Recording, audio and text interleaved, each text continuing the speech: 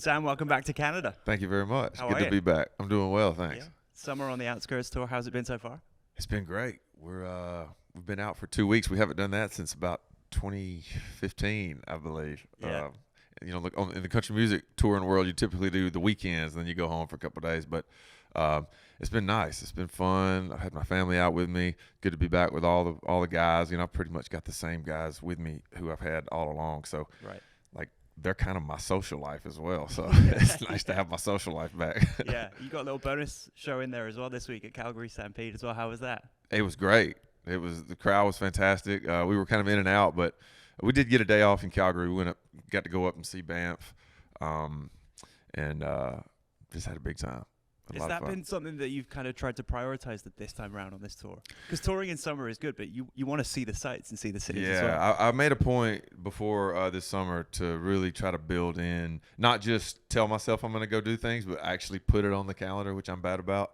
So yeah, we've built in a lot of fun activities this summer. Just little things like not little. Banff was it was a pretty good little haul up there, but it was well worth it. We're gonna go to a Blue Jays game today. Yes. These are just things we wouldn't have done years ago. Nice.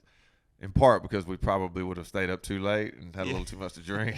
It wouldn't have been worth it, but schedule goes out the window with that. Yeah, I know, but you learn balance and moderation, and when you get those things in check, quality of life goes up. Yeah. Especially on your days off. Yeah. Well, congrats on the new song Outskirts. Thank you. You're playing Toronto tonight. Let's talk about it. Is Hailey from the condo in Toronto going to be there? No, that was just I'll say made up, but loosely based on experiences. Do you know how many Haileys I've seen on TikTok being like, "I'm Hailey from Toronto. It's about me." Yeah. There's gonna be hundreds of them there tonight. They're gonna love it. Yeah, it was. That was a way to put a little color in there in the last bit of that chorus. But it was just like she was sort of the girl from far off. Right. Of course. How did you know though not to pronounce the second T in Toronto? Did I not? Because it's Toronto. It is. Toronto. You got it right, but no one would know that. Wow, I lucked into that. Yeah. I wouldn't have known that. Yeah. Yeah. And the other song as well that we love is Walmart. Cool. And that came out early this year. And talk to me about that. And do you get a discount at Walmart now that you've released that song? No, unfortunately not. But that was my parents live, obviously in country music. We like to write about our small towns. Nobody's written about the Walmart yet, so I figured somebody had to do it. But I live right down the road from the Walmart. Have they given you like a VIP parking spot at the front? No, I should ask about that though. I usually try to avoid Walmart, to be honest, when I'm back home. Yeah. With so many songs that you have now, and this being, because I think your first tour was 10 years ago, Lipstick Graffiti, right? That's right. Yeah, this is our 10th year touring. Although I guess you have to subtract 2020.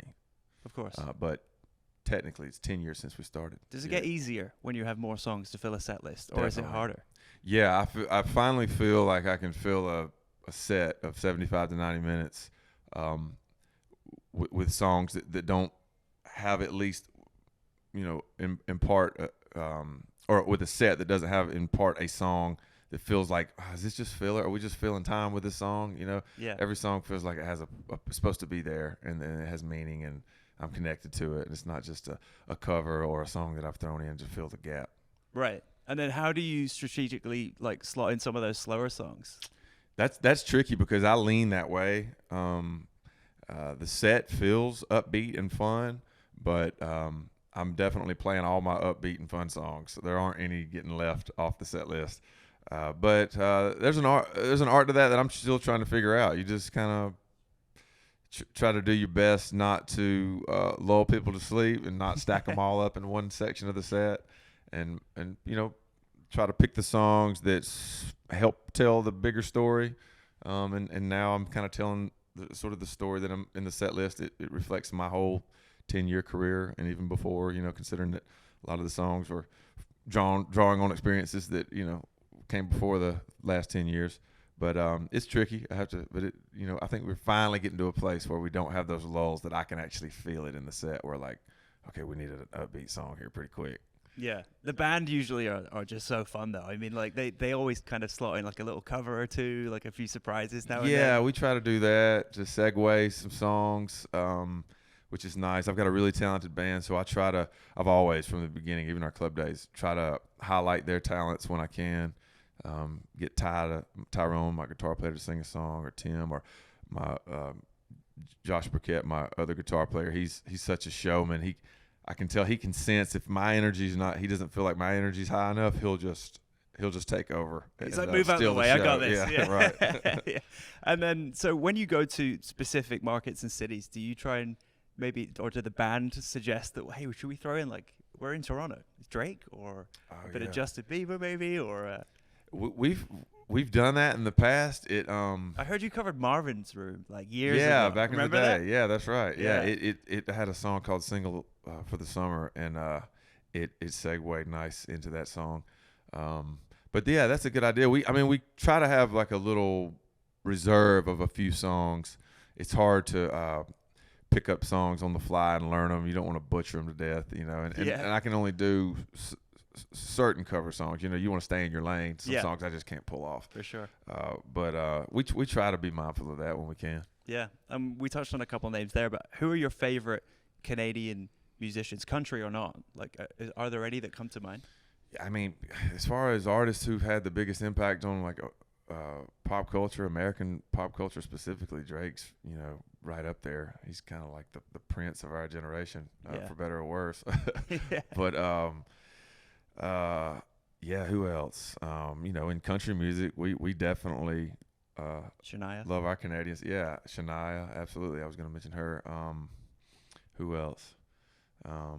Those were a couple right off the top of my head. I think, Bieber's got a great voice. He's from up here in Canada. Yeah.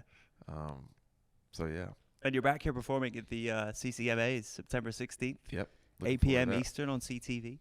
Mm-hmm. It's going to be a lot of fun. Are you looking forward to that? Yeah, I'm excited about that. That'll be towards the end of the tour, if not once the tour's over. So it'll kind of be the party to celebrate another great summer of tour. And I've got a baby on the way in October, so Congrats. I'll go home and bring a new baby into the world. Thank you. So I've got a lot to look forward to this year. Yeah, big time. Mm-hmm. Sam, congrats on the song Outskirts. Thank you. The summer on the Outskirts Tour. Wish you all the best. Thank you very much. Thank you so much for stopping by. Yeah.